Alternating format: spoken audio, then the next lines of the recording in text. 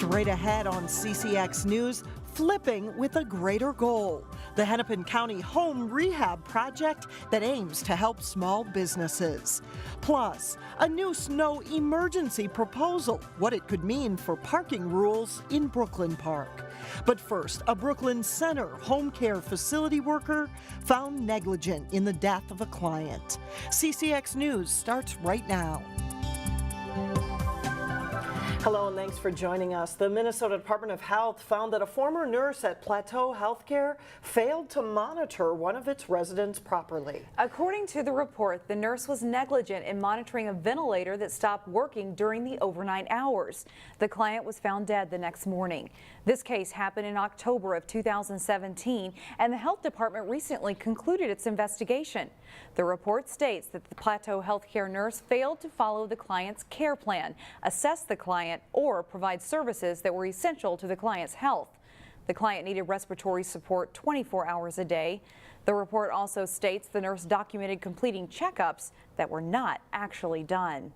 The company did release a statement saying it is important to note that the finding of neglect made by the Office of Health Facility Complaints was solely against the individual nurse. It was not against Plateau Healthcare.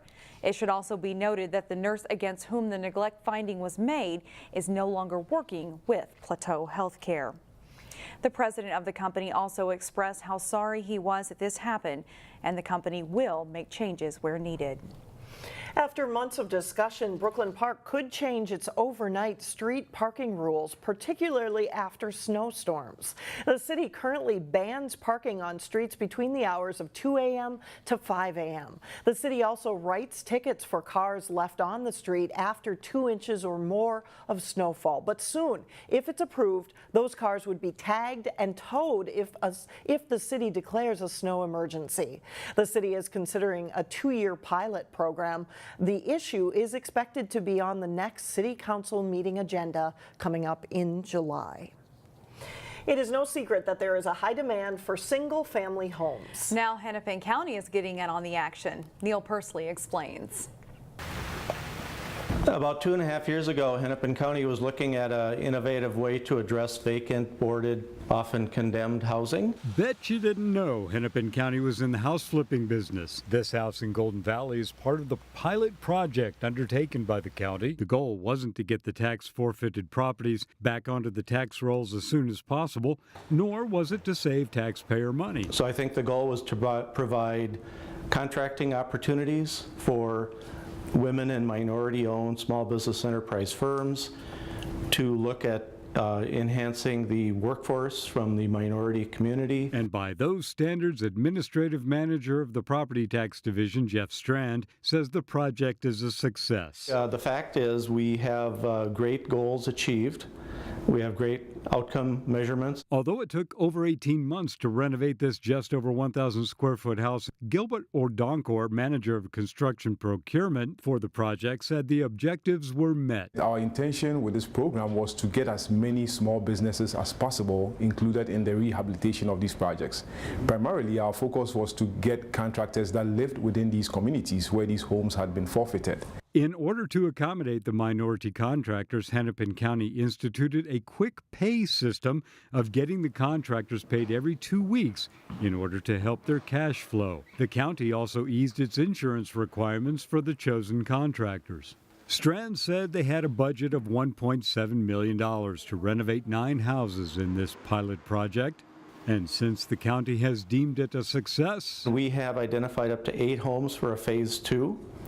We've initiated work on 4 of those 8. In Golden Valley, Neil Persley, CCX News. 3 of the original 9 homes from the pilot project are now up for auction through June 29th. And for more information, visit our website, ccxmedia.org. The chair of the Maple Grove Planning Commission is expressing concern that the proposed Village Arbor Lakes development is turning out vastly different than what was originally intended. The Village Arbor Lakes development is at the southwest corner of Hemlock Lane and Elm Creek Boulevard. The site was supposed to be non-retail focused. However, more retail is now planned for the site, including a 4,000 square foot building the Planning Commission recommended approval for this week. According to the the developer, the tenant moving there would relocate from another part of the city. He could not yet name the tenant. The Village Arbor Lakes development also includes plans for 2 hotels, a multi-story office building, and several restaurants. Brooklyn United Methodist Church is where you need to be if you are looking for some good deals. Today it kicked off its mega garage sale. It is one of the largest garage sales in the Northwest Metro, and just look around, you can see why. With more than 31,000 square feet of merchandise. Big items like sofas and rugs are under a tent, while other household goods and electronics are inside the church. The White House next to the church has Christmas items for sale. It takes more than 200 volunteers to organize this event, and they spend all year getting everything together. All proceeds go to charity. Proceeds will work for the church as well as some local youth programs, help support our scout program, and some of our other youth are going on mission trips. The sale runs through noon Saturday. It begins with a $5 pre-sale tonight, Wednesday night, from 5 until 8. You can always find something to buy out there, Alex. Something of everything. Very that's true. easy. Still ahead, tips to revive your roots. We are back in the garden for a local lesson on container gardening. Plus, the Benilde St. Margaret's boys lacrosse team is off to a good start in the state tournament. But first, it is heating up. Friday, we approach 90 degrees.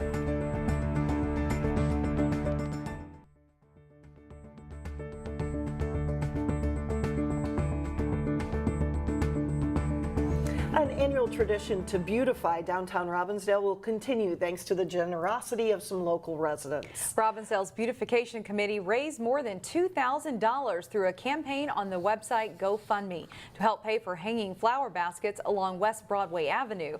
It's a tradition that dates back 10 years. A recent survey of residents found that the hanging baskets on the city's main business corridor are among their favorite features of the downtown area. And city officials are thankful for the ability to continue offering the amenity.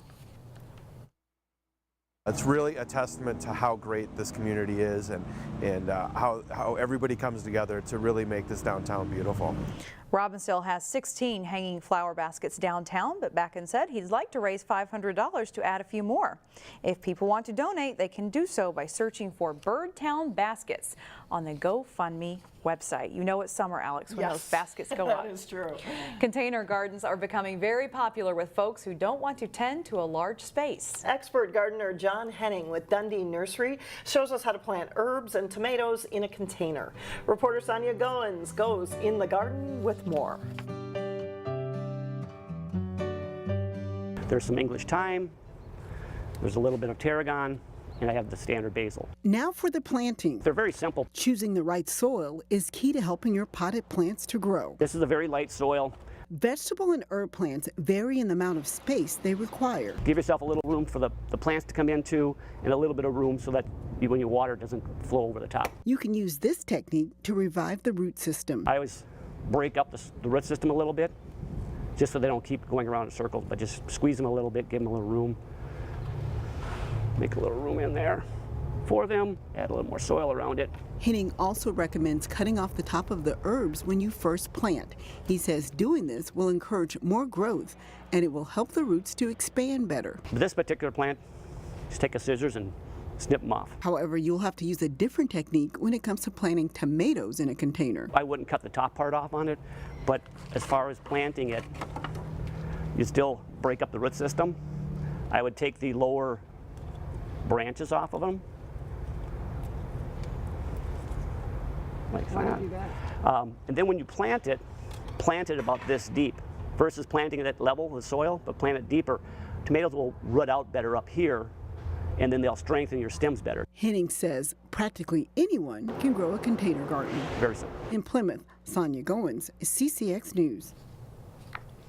The gardening expert recommends checking container gardens every day to see if the plants need watering.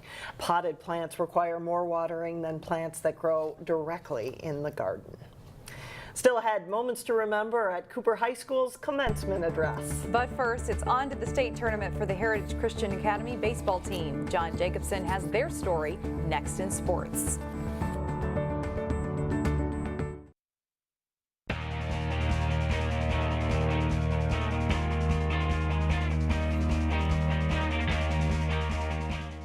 Benilde Mount St. Margaret's boys lacrosse team finished as state runner-up a year ago. A talented and veteran Red Knights group is looking to take that final step this week. Unbeaten Benilde opening state tournament play against Centennial.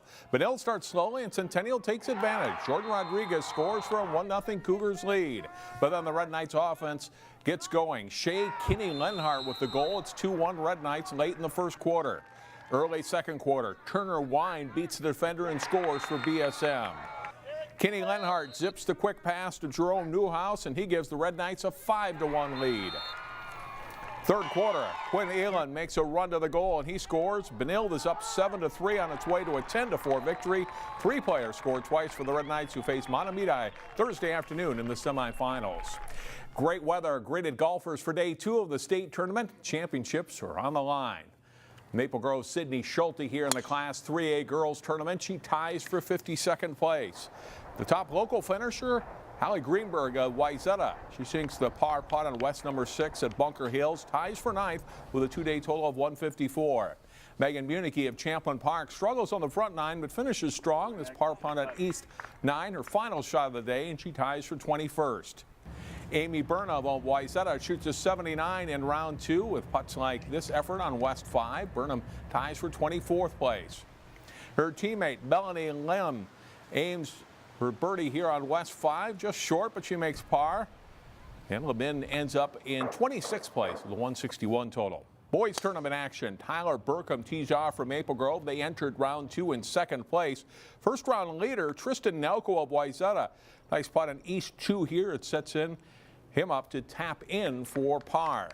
But maybe the shot of the day is for Nelko's teammate Brendan Lee. Watch this very long putt from the fringe on East number 4.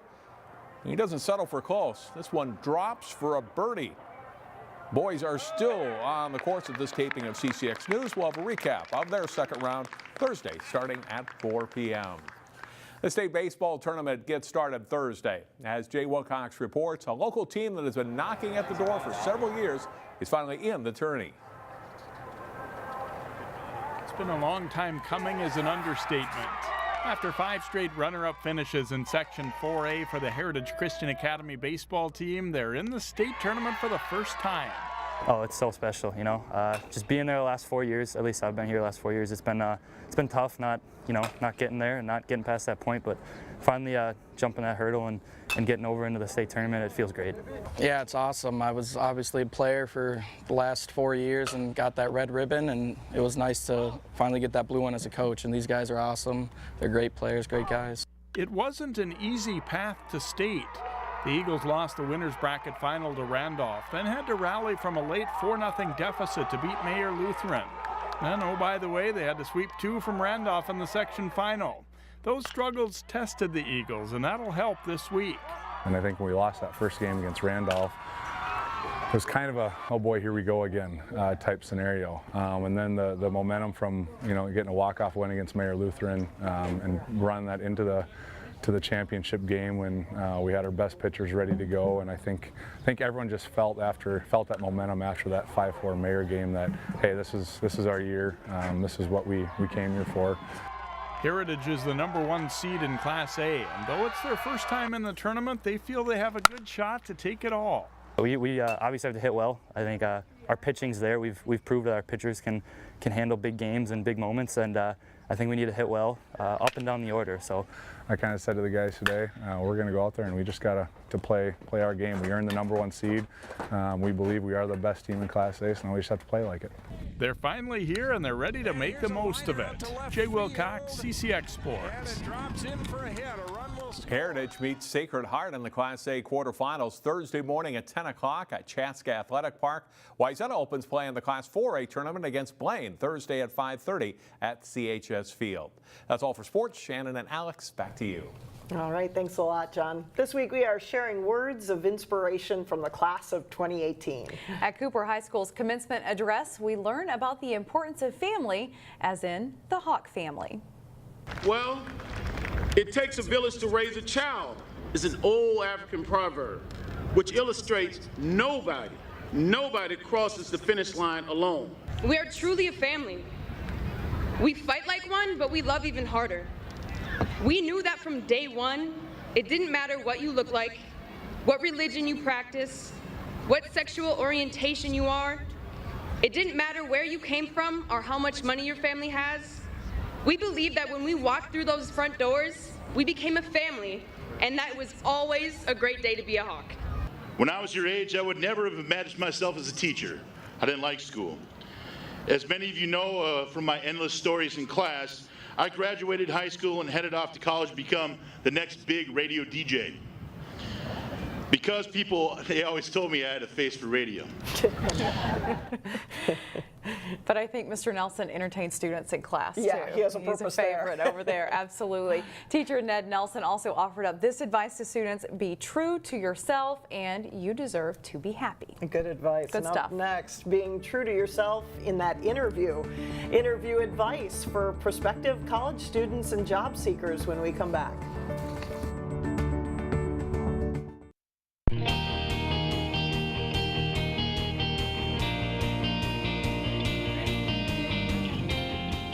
And finally, the interview. We all have to go through it at least once in our lives, whether it's a job interview or a college admissions interview.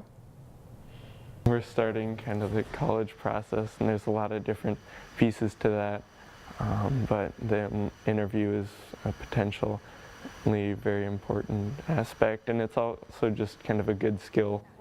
Students at Breck School in Golden Valley took time out of their summer break to go back to school and work on their interview skills. It was a voluntary workshop, and I was invited to serve as the mock interviewer for students preparing for the possibility of college interviews. If you are looking to interview, I think doing something like this is helpful. And if you're not going to do this, at least getting a parent or getting a teacher or someone to act as an interviewer and ask you questions, because I think that can go a long way. The idea, of course, is to get some interview practice, just to get more comfortable with the process. And on Tuesday, students got insights from a professional that works in college admissions. So this was just to kind of bring it home. And as everything, if you give it a practice, you have a little bit more time to prepare. You know what it's like to go through it. So those students are going to be just fine. They did great. Were you tough on them? I was. I gave them some tough questions, some follow-up questions, dug a little deeper to some of their answers, and hopefully that helped them a little bit. I know I'm always impressed when I go out to schools at just where these students are, so they probably are going to have no They're problem. going to do just fine. We're in good hands. All right. With Good the for young you adults. for doing that. Good coaching. That is all the news for us. Thanks so much for joining us. We'll see you back here again Thursday starting at 4.